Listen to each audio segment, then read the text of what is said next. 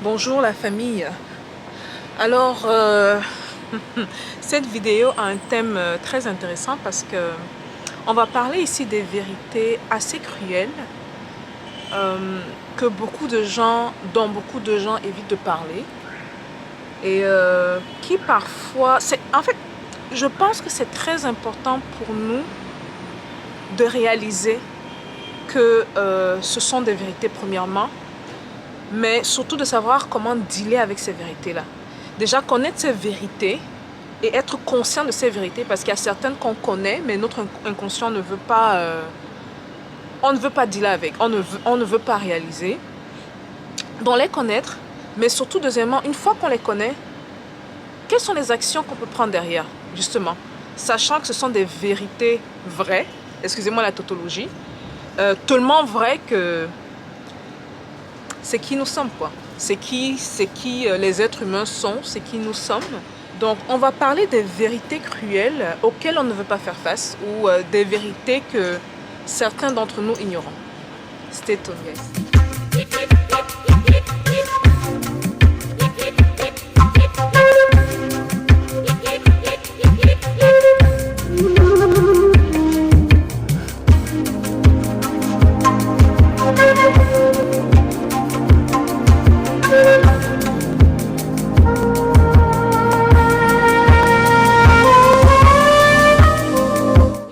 Bonsoir la famille et bienvenue dans Parlons de business. Alors ici on parle de quoi? On parle de business, on parle d'opportunités d'affaires, on parle d'argent, et on parle de tout ce qui peut faire grossir ton compte bancaire, même de mindset. Dans cette vidéo-ci, c'est une vidéo un peu à part, hein. On va couvrir un thème un peu cruel, je ne vais pas dire cruel, mais un thème qui fait peur. Donc je vous dis d'avance, c'est un thème qui fait quand même assez peur parce que la plupart du temps, les gens soit se voilent la vérité, soit ne savent même pas ou ne réalisent pas qu'il y a une certaine répétition dans la manière de faire des êtres humains. Il y a certaines vérités qui, qu'on les aime ou non, sont là, sont réelles, sont autour de nous. Donc on va parler de ces vérités. Je vous dirai exactement lesquelles elles sont. Si vous n'êtes pas d'accord avec une des vérités, dites-nous. Hein. Quand on dit la vérité, ça dit que c'est universel. Que vous soyez chinois, que vous soyez sud-africain, que vous soyez camerounais, américain. Ce sont des vérités. Alors on va commencer. La toute première vérité, une vérité qui fait quand même assez mal. Ok? Il faut qu'on sache que toutes les personnes qu'on aime, toutes les personnes qu'on aime vont éventuellement mourir. Nos parents vont mourir, nos enfants vont mourir, on cogne le bois sur la table en espérant qu'on n'a pas à les enterrer. Nos meilleurs amis vont mourir, nos frères, nos sœurs vont mourir, nos chiens, nos chats, tout ce qu'on aime va mourir. Ok, donc ça c'est une chose de savoir ça, c'est une chose d'intégrer ça, parce que souvent ce sont des vérités qui font peur, et je pense que la plupart d'entre nous avons toujours des gens qu'on aime autour de nous en vie. Et ne serait-ce que l'idée de savoir que ces personnes peuvent s'éteindre, c'est une idée qui fait très mal dans l'âme.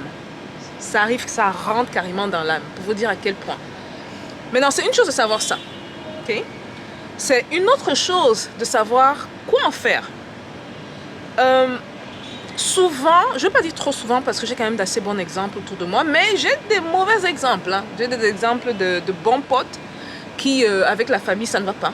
Ils ne parlent pas avec la soeur, ils ne parlent pas avec le frère, pour des raisons, je ne sais pas trop, ils ne parlent pas avec les parents, ils ne parlent pas avec. Mais quand cette personne perd un de ses projets, je vais prendre l'exemple précis d'un ami avec qui j'ai fait le collège, qui a perdu récemment son papa. Et il ne parlait pas vraiment à son papa, c'est 2011, ça fait combien de temps? 10 ans, pratiquement 10 ans. Ces 10 dernières années où c'était froid, c'était un peu ceci, c'était un peu cela, c'était un peu cela. Donc je suis allée à la veille, il m'a invité à la veillée. Et je n'ai jamais vu mon ami dans cet état. Il pleurait comme un enfant. Il pleurait comme un enfant parce qu'il regrettait tout ce temps passé à ne pas reconnecter avec les gens qu'il aime, à la base, à ne pas reconnecter avec la sœur, à ne pas reconnecter avec le frère, à ne pas reconnecter avec le parent, à ne pas... Qu'est-ce que vous attendez? Vous attendez que la personne soit partie? Et vous allez vivre dans le regret? À ne pas reconnecter avec la personne que vous avez blessée? Donc, il faut qu'on garde ça en tête. Parce que souvent, quand on a des différends, je pense que c'est notre ego qui prend parfois un peu trop le dessus. Et on se met nous-mêmes au-dessus de la relation. Alors que la relation en elle-même est très importante et très sacrée. N'attendez pas que la personne que vous aimez parte. Que votre conjoint, que votre femme, que votre mari, que votre meilleur ami, que votre parent parte. Avant de lui dire, je t'apprécie, je t'aime. C'est le minimum. C'est vrai qu'en Afrique, on est noir, on va se dire que oui, mais on ne fait pas les choses des blancs. Mais il y a tellement de manières de dire je t'aime à quelqu'un. Ça peut être l'attention, ça peut être un câlin, ça peut être un cadeau. Parce qu'il y a des gens qui, pour eux, l'amour, ce sont les cadeaux, c'est le matériel. Donc, de un, il faut, très important, il faut qu'on garde ça en tête, les gars, ok, super important. Ça fait peur de réaliser ça, mais une fois qu'on sait que c'est une vérité vraie, ok, oui, je fais la tautologie exprès, c'est une vérité vraie, on prend son ego et on met de côté. La deuxième vérité, c'est que tout le monde ne pourra pas t'aimer. Ouh, les gens qui veulent qu'on les aime là. Les gens qui veulent, comme on dit souvent, on n'a pas aimé tous les prophètes. C'est un de mes potes qui aime souvent blaguer. Il s'est dit que mais tout le monde n'a pas aimé Jésus. Toi, on va t'aimer pourquoi? C'était trop drôle à entendre. Tout le monde ne pourra jamais t'aimer. Ok? Il y a des gens qui vont te voir, qui vont te haïr. Ils ne te connaissent ni d'Adam ni d'Ève. Ils vont te voir et ils vont te haïr. Juste comme ça. Ça se peut que tu lui rappelles quelqu'un qui l'a maltraité, qui le maltraitait quand il était enfant. Ça se peut qu'il y a même une go là. Mais entre femmes aussi, les femmes exagèrent. Certaines femmes, heureusement que de plus en plus de femmes commencent à travailler ensemble et être bien. Certaines femmes, elles vont te voir comme ça là. Pour rien. Elle va te haïr. Elle va te haïr. Et oui, certains vont dire que peut-être c'est le reflet de leurs insécurités ou je ne sais pas trop de quoi. Mais sachez que tout le monde ne peut pas. Dis bonjour. Bonjour. Bonjour. Je l'ai dit que tout le monde ne pourra jamais les aimer. Et c'est vrai. Et c'est vrai. J'arrive, hein. Donc c'est ça. Donc sachez, gardez ça en tête. Gardez ça en tête que c'est impossible. Impossible. Ce n'est pas que peut-être. C'est une vérité absolue. Même Mère Teresa n'aimait pas. Il y a certains qui trouvaient des choses négatives à dire sur Mère Teresa. Qui pour moi est un exemple vivant. Mais il y a des gens qui ne l'aimaient pas. Pourquoi? Ah, ils vont te dire qu'ils n'aiment pas. On va voir ta tête, tu vas rappeler à l'autre, oh oui, mais... même les hommes, hein, les hommes peuvent même voir les femmes, mais ils n'aiment pas. Ils se rappellent peut-être qu'à l'école primaire, elle a la tête de la fille qui m'a dit non là. Ça arrive. Une fois que vous savez ça, quoi faire? Parce que je ne vous dis pas juste les vérités, je vous dis quoi faire après. Qu'est-ce que vous faites? Vous ne prenez pas les choses personnellement. Parce que très souvent, ça n'a rien à voir avec vous. Ça a tout à voir avec la personne. Ok, c'est pour ça que j'aime également dire que ce que quelqu'un a à dire sur d'autres personnes a tout à voir avec la personne. Pratiquement rien à voir avec la personne sur laquelle il a un point de vue. Donc ça, c'est la deuxième vérité vraie. Vous ne serez jamais aimé de tout le monde. Et dans certains cas même, beaucoup de gens ne vont pas vous aimer. Hein. Juste avoir votre tête, on va pas vous... J'aime pas ce mec, j'aime pas cette meuf, j'aime pas cette fille, j'aime pas ce mec. Bon, une fois que vous comprenez ça, la vie continue. La troisième vérité, c'est que la vie est un échiquier. La vie est pavée de challenges. C'est la vie. Ça me rappelle quelque chose que j'avais lu là. Ça m'a fait tellement rire. Et la personne disait que, mais est-ce que vous pensez qu'il ne pleut que sur les pauvres? Il ne pleut pas sur les pauvres. La pluie, c'est pour tout le monde. Pour dire que tout le monde a des problèmes. Tout le monde, sans exception. Maintenant, si on vient du côté de l'entrepreneuriat, parce que j'ai fait certaines remarques qu'il faut que j'adresse, parce que je suis de plus en plus en contact avec les entrepreneurs africains. Avant, c'était les entrepreneurs en général, asiatiques, occidentaux, whatever. Et je remarque que beaucoup se nourrissent sur les challenges de l'entrepreneuriat. Et ça les met dans un état de, on dit en anglais, analysis paralysis, de paralysie, où la peur de ne pas réussir est plus forte que le bénéfice derrière. Donc il faut faire attention. Et c'est pour ça que parfois, vous allez vous rendre compte que les meilleurs entrepreneurs, souvent quand on parle d'entrepreneuriat, on va plutôt mettre l'accent sur les réussites. Parfois, on va parler de challenge, mais on va plus mettre l'accent sur les réussites parce que le cerveau est orienté problème, naturellement.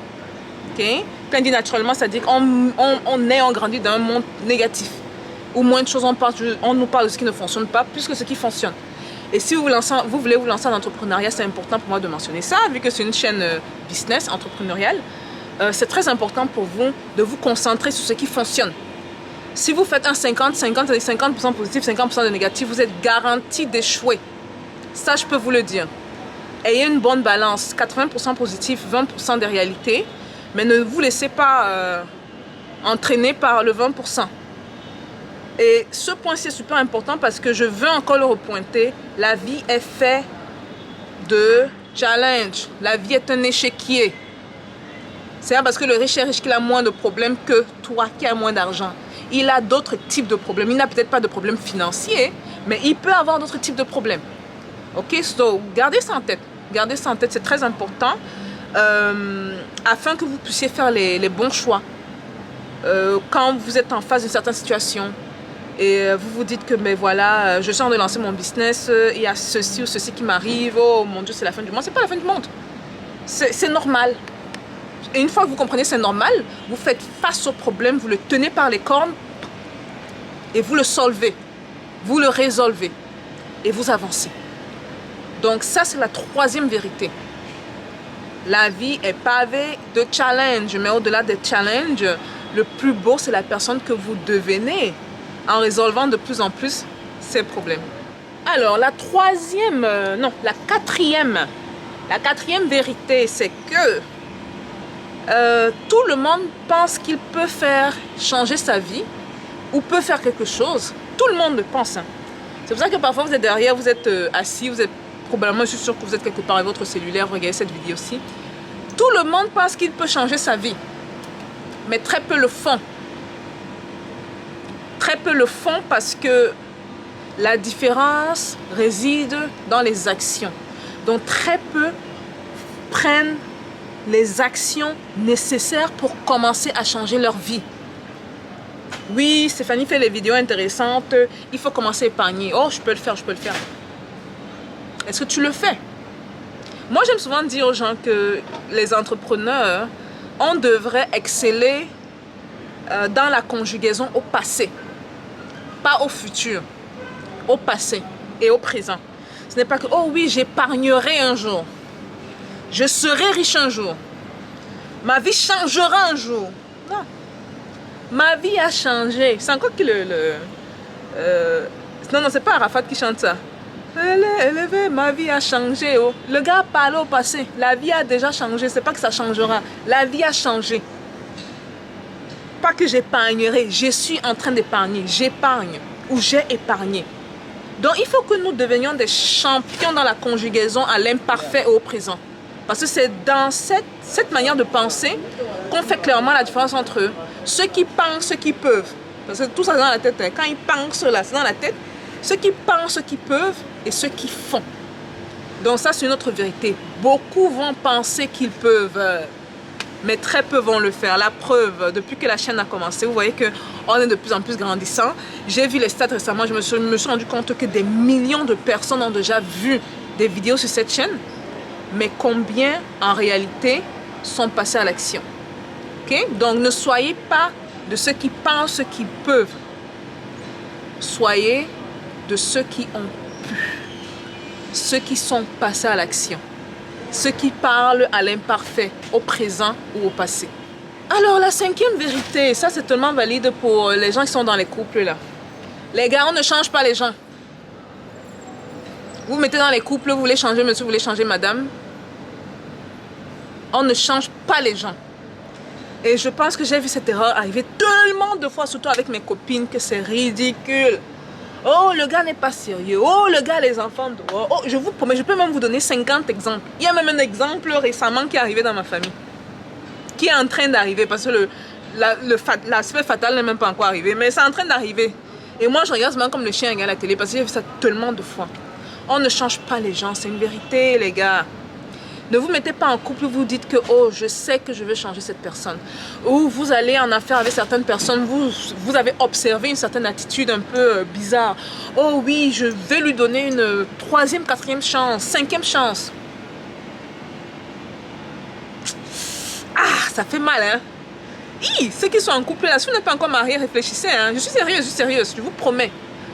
Tous mes potes et mes amis autour de moi, où je leur ai dit attention, tous, sans exception, sont dans les problèmes aujourd'hui. Et j'ai un cas que je suis en train d'observer pour l'instant, qui est en train de se mettre dans les problèmes. On ne change pas les gens, les gars, ok? Donc, quand vous voulez être en partenariat avec des gens, quand vous voulez être dans une relation amoureuse avec des gens, choisissez des gens qui sont prêtes.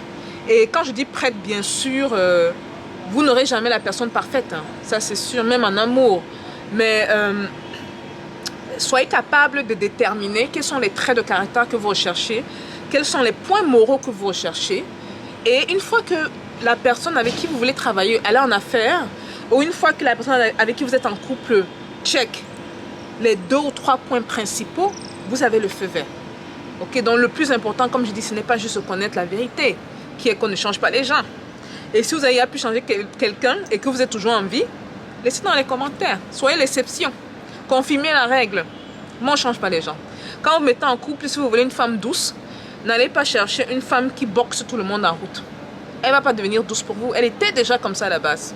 Ok, donc il y a une base, il y a des racines, une manière de faire.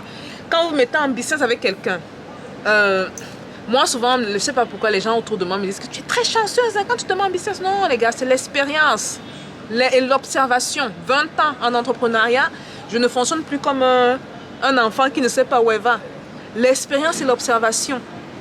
Et tous ceux avec qui je suis en affaires, à date, je n'ai pas eu de déception. On croise les doigts que ça continue. Oh. Il ne faut pas que je dise ça.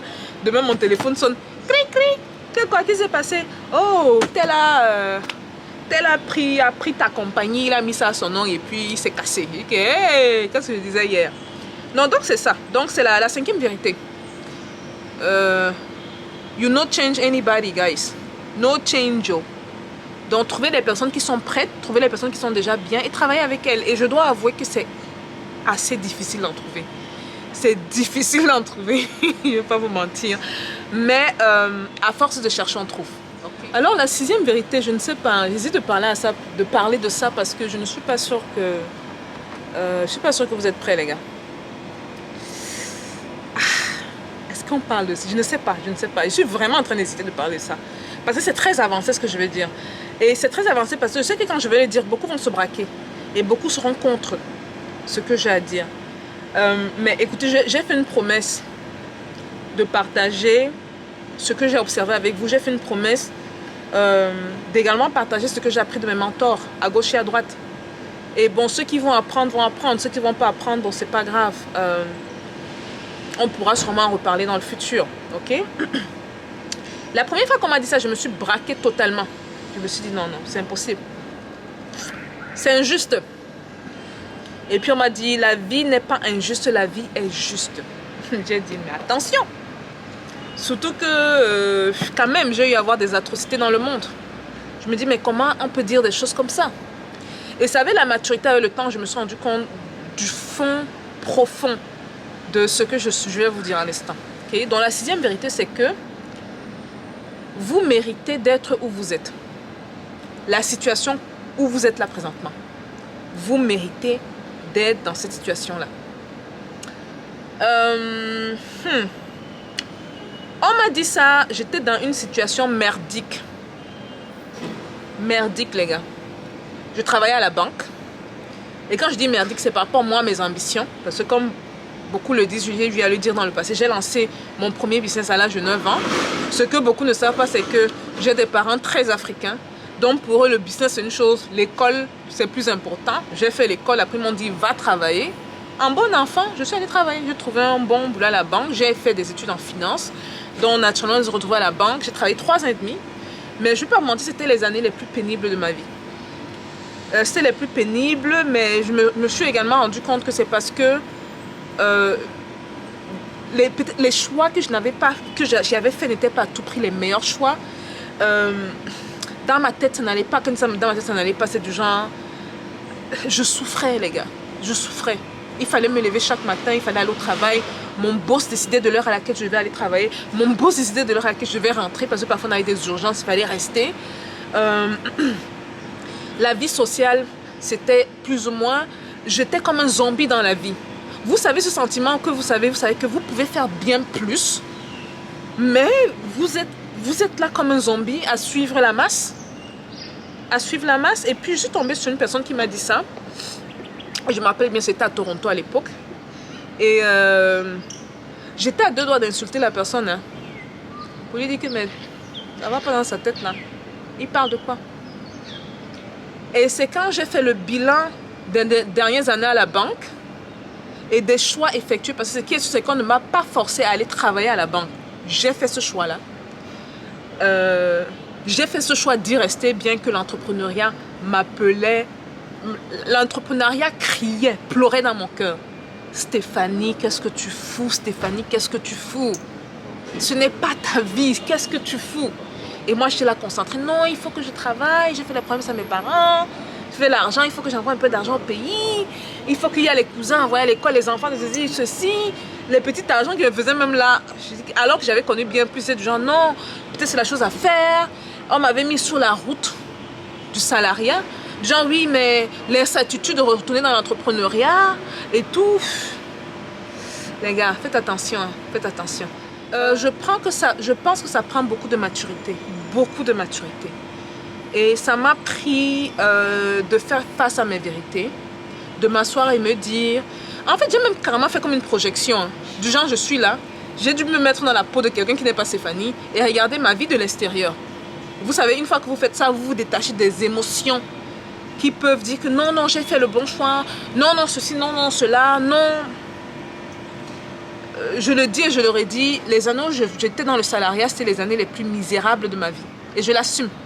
Parce que j'ai connu Stéphanie avant le salariat, me revoici après le salariat, ça n'a rien à voir. Rien du tout à voir.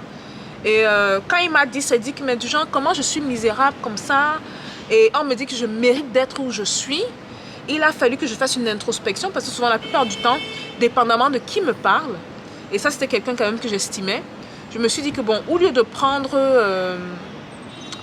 comment dire, au lieu de, pas de lutter, vous voyez, au lieu de prendre tout de manière personnelle, pourquoi est-ce que je n'étudie pas ma vie? Quand j'étais étudiante, avant que j'étais étudiante, et tu vois, durant quand j'ai commencé à travailler à la banque et tout, machin truc, puis j'ai eu à le faire. Et puis c'est là où les choix ont commencé à s'imposer, surtout qu'après que la personne m'a dit ça, j'ai eu un accident de voiture.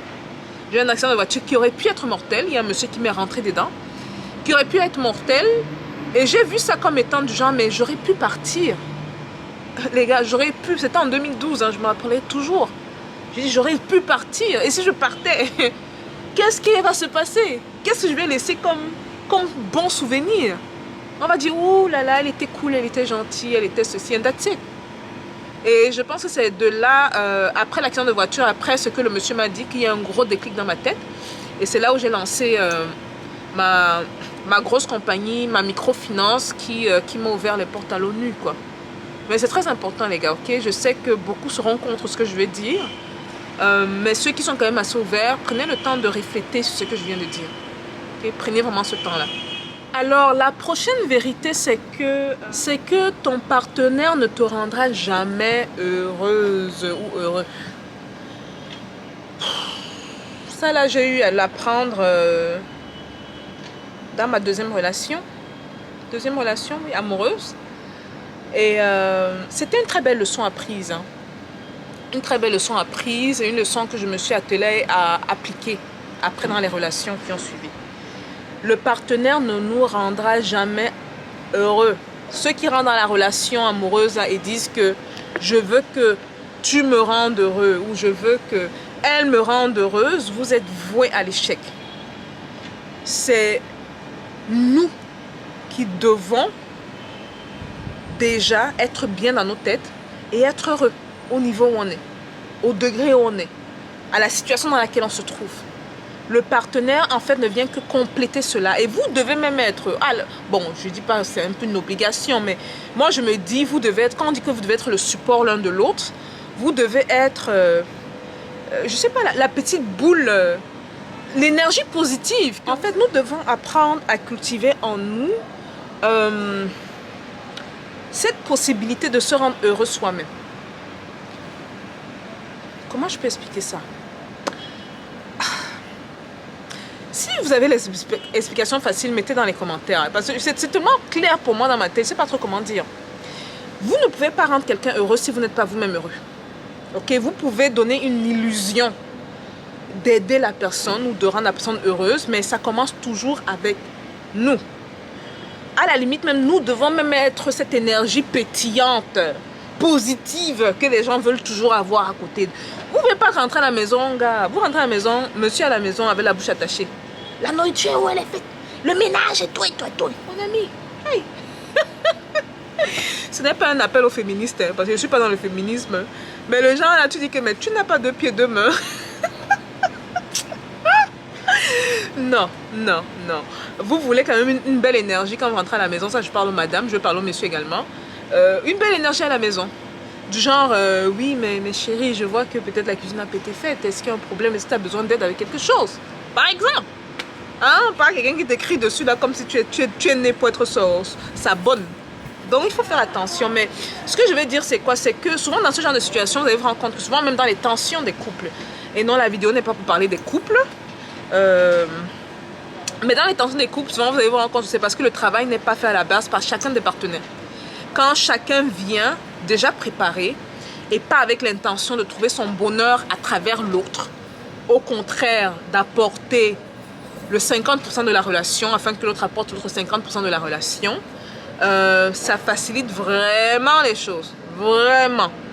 Donc ceux qui veulent que leur partenaire là, les rende heureux ou heureuses, non, hein, c'est pas comme ça. Vous devez d'abord travailler sur vous, et que le partenaire également ou la partenaire travaille sur elle, et le reste va suivre. Voilà. Alors, on va parler de la dernière vérité, hein, la dernière vérité qui est assez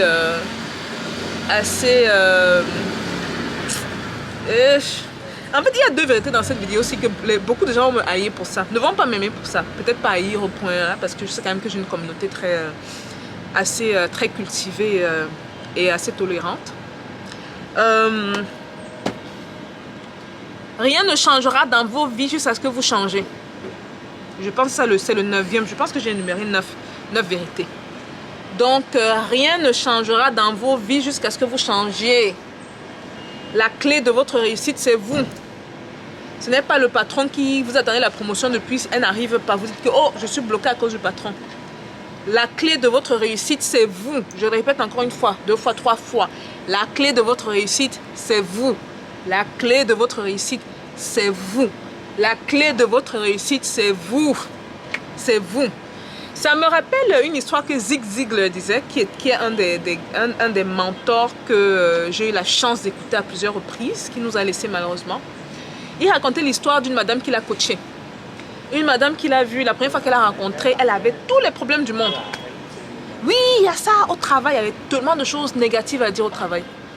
Oui, ça ne va pas à gauche, ça ne va pas à droite, le collègue a fait ceci, le patron a fait ceci, on m'utilise, Zig Ziglar lui donne la fille, dit que bon, écris alors ce qu'il y a de positif sur ton boulot. Elle n'arrive même pas à trouver un. Il dit que mais tu as quand même une paye, non? Elle dit oui, la paye. Elle me paye. Il dit oui, mais tu as quand même une personne avec qui tu t'entends quand même assez bien au travail. Elle fait comme ça. Elle dit oui, quand même, je vais mettre. Ok.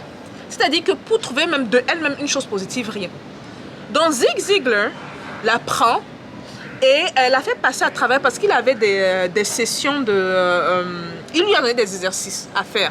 Donc, pour cultiver un certain mind positif, dans le positivisme, du genre, elle se lève chaque matin avec avec des choses positives à dire, du genre, je suis capable, je suis bienveillante. C'est-à-dire que c'est pour retransformer le cerveau, retransformer l'image de soi, la perception qu'on a de nous-mêmes. Oui, je peux le faire. Oui, ceci. Il a dit à la madame de faire ces exercices-là de manière précise pendant 3 mois et de revenir la voir. Donc 3 mois plus tard, après qu'elle ait fait tous ces exercices-là, de bienveillance, il a également demandé d'écrire, ça je fais. par rapport à la gratitude, d'écrire sur un papier ce pourquoi on est reconnaissant, grateful.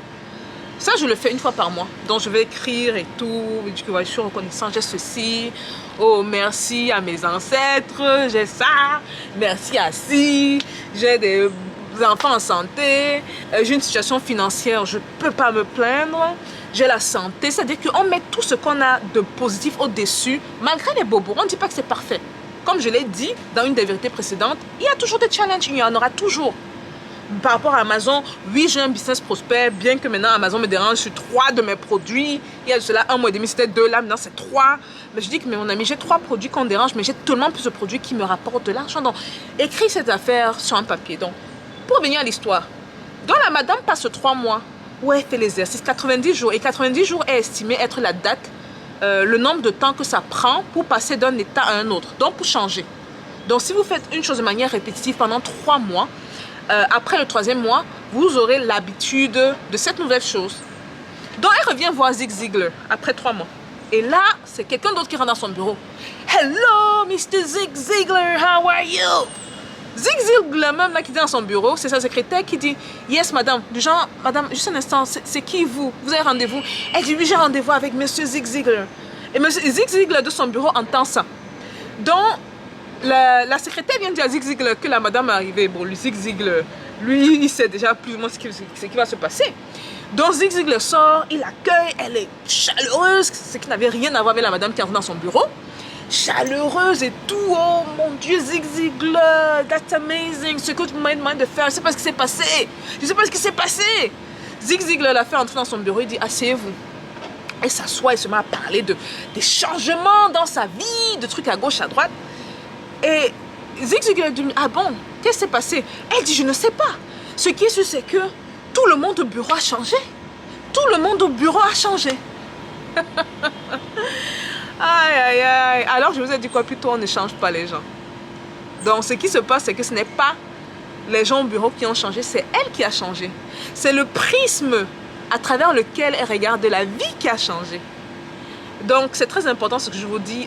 Votre vie changera quand vous changerez. Vous allez vous rendre compte que quand vous passez à un autre type de fréquence, et ça, je vais faire une vidéo complète dessus sur les vibrations et les fréquences. Je pense que ce sera la vidéo la plus importante de votre vie.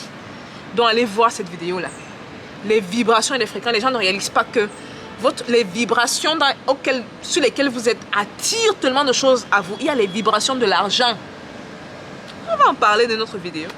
Mais elle était passée à un autre niveau vibrationnel. Elle était dans les vibrations basses, négatives. Et ceci, oh rien, telle veut ma mort. Oh, non, elle s'est élevée. Elle s'est élevée. Et moi également, c'est une raison pour laquelle je souris énormément. Mais ceux qui sont toujours dans la bonne humeur et qui sourient ont des niveaux vibrationnels très élevés. Ils ne sont pas en bas là-bas, ils sont très élevés. Très élevés. Donc voilà un peu tout. Je vous ai donné, je pense, 9 vérités. C'est pas 9 mentionnez-le en bas. 9 vérités assez cruelles. Hein? Quand on dit cruel, c'est-à-dire que quand tu tapes sur la main de quelqu'un, tu dis que tu mérites ce que tu es. Ça ne, les gens ne... Ils disent que non, il y a quelque chose qui ne va pas. Il y a quelque chose qui ne fonctionne pas avec ce qu'elle dit là. Il y a un problème. Comment elle peut dire ça? Comment elle peut dire ça? Mais bon, des choses comme bon, on va perdre les gens, les proches qu'on aime bien. Ce sont des vérités, les gars. Donc voilà un peu tout. J'espère que ce sera instructif. Vous avez appris quelque chose d'intéressant. Si oui, s'il vous plaît, prenez le temps, laissez dans les commentaires qu'est-ce que vous avez appris de cette vidéo. Et voilà. Il y a une vidéo qui va sortir dans quelques jours, peut-être demain, ou dans quelques jours, ou demain même, hein, c'est possible. Et ce sera plus par rapport aux vibrations et tout, parce que pour moi, c'était un des gros changements dans ma vie, de comprendre ces affaires de vibrations. Ceux qui disent que mes vibrations, même c'est quoi? La fréquence, je vais vous amener au cœur de la spiritualité africaine. On va aller dans la science. Heureusement que maintenant, le blanc a su mesurer les fréquences. Parce que si le blanc ne mesurait pas les fréquences, quand on va parler de ça, on va dire que ah, c'est bizarre et tout. Oui, les vibrations, les fréquences, on peut les mesurer maintenant, carrément. On les mesure chez les êtres humains, carrément dans le cerveau. On le mesure. Donc voilà un peu tout, les gars. Je vais remonter, je suis en train de bosser. J'ai fait la pause pour vous parler de ça. Je me suis dit que ce sera un thème assez intéressant pour certaines personnes. Pour vous tous, je reste positive. Voilà. Peace out.